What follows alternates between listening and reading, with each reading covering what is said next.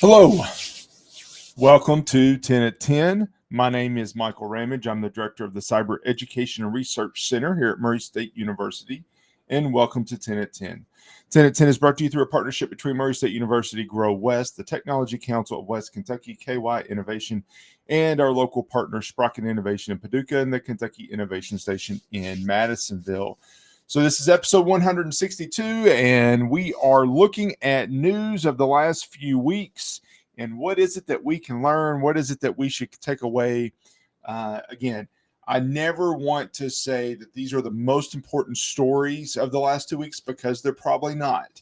But there's a nugget in all of this information that I believe that we can take from each of these stories. And there's things in there that we should consider, that we should think about, that can help our organization stay safe and help our people stay safe. So with that said, let's just dive right into it. First story is an interesting story. And this is not something that we talk about a lot. You will hear me and you will hear other cybersecurity professionals that always talk about protecting your customers. HIPAA and FERPA and all these laws talk about consumer or customer or patient or student information. But we still got to keep our employees safe too. And this story is from February 6th. Verizon insider data breach hits over 63,000 employees. They have about 117,000 workers. So that's about just over half of their workforce had their information stolen. And this article actually talks about full name, physical address, social security number, national ID, gender, union affiliation, date of birth, compensation information. All that information was stolen in this data breach. First of all, I don't care if it's customers, patients, students, employees, it's bad. It's not a good thing when we have information stolen. So as much as you're focused on protecting your customers, and you should, privacy of your customers is important. Privacy of your patients, whatever that might be, that is important. We have to keep in mind that we have to keep our customers safe as well. Our employees safe as well. It's another aspect of our whole data privacy risk management process that we have to consider. Is that component. Next on our list of stories, it's time to rethink third-party risk assessment. This article is from February 12th. Essentially, there was a survey that came out, and the survey is a little dated, so really it's just going to be even worse now. But as the survey came out, it was the 2022 surveys, and the data came out recently. But 45%, nearly half of respondents say they experienced a third-party security incident. So nearly half of companies are having to deal with a security incident from a third-party vendor. So what does that mean for you? That means there's a 50-50 chance, 45% chance officially, a 50-50 chance that one of your vendors has a security problem that's impacting you. That could be because software that you use. That could be because of an HVAC system vendor that you use. There's a lot of ways that we can look at third-party vendors, but the piece, that is really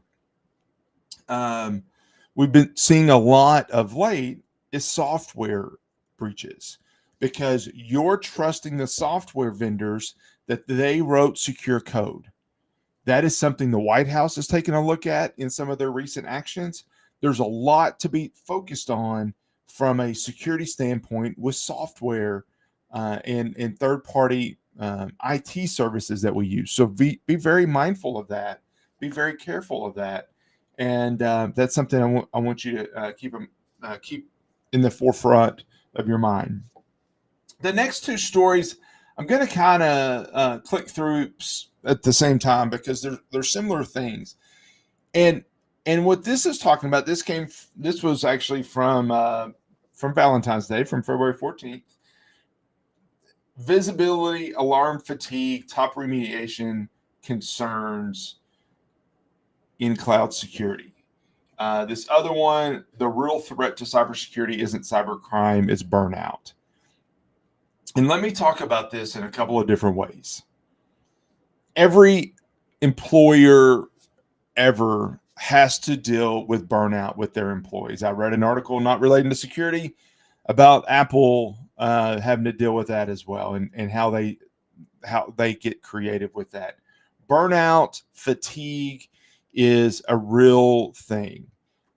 We have so many alarms that are going off in the cyber realm right now that it is very easy for us to get alarm fatigue, and it's very easy for our people to just get tired.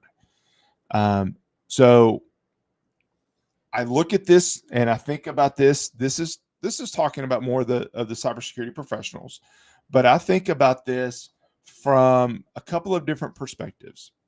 One is your security staff, absolutely. But I also think about this: how many times can you raise the alarm without your employees ignoring it? So, or your customers or your whoever just ignoring it. There has been studies that have looked at two-factor authentication. And there are people that will get an alert in the middle of the night that, did you log in from, blah, blah, blah location at 2:30 in the morning? And they hear their phone go off. They look at it and they just automatically say yes, because they don't want to deal with it. Well, if we get to the point where we're raising so many alarms, or we're forcing so much that our employees are getting fatigued and burnout and just start tuning you out, then that becomes a real problem.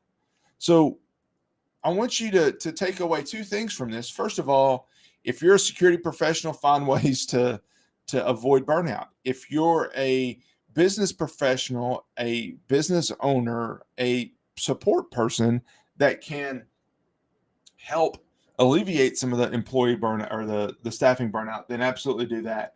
On the flip side, if you're a security professional and you can find ways to reduce the alerts, make sure that they're real alerts. Change your dashboard or your alarms. Reconfigure the scripts, whatever the alerts are that you have created. Maybe you work on that so that we only raise the flag to others when it meets a certain level, and we try to adjust that level so that we don't get our regular employees burned out on our alerts or our training. We all have to do training, security awareness training, and make sure that they don't burn out from that as well. So there's a lot that we can think about, a lot that I would consider. I mean, the reality is security threat is growing every day. The risk is growing every day, and there's a lot of dangers out there. So how do we manage all that? It's a real challenge. And to that point, last things I'll say before we run out of time is that in 2023, there was a record amount of identity theft. So this article, Americans lost $10 billion to fraud in 2023. The FTC warns. This is from February 9th. This chart kind of highlights some of that. Investment scams, business imposters. There's a lot of different things that are going on. And so we've got to make sure that we're helping our employees, our customers, our family members to be on the lookout for fraud, because it's really out there. And then related to that is ransomware. Hackers raked in a record $1 billion from victims last year. There are fewer people paying. I think we talked about a couple of days ago, fewer people paying the ransoms, but there's still a record that has been seen from ransomware. It's not going away, is the point of those last two articles. It's not going away. And the two articles before that say, but we're getting burned out.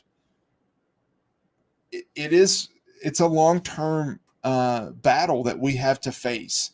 So finding ways to encourage and to avoid that burnout and fatigue is really going to be important. Anyway, I always talk about such uplifting things on 10 at 10. I appreciate it hanging in there with me. If you have questions, let me know. I'm certainly happy to answer them anytime that I can. You can reach out to me, and we'll see you next week back here on 10 at 10. Thank you.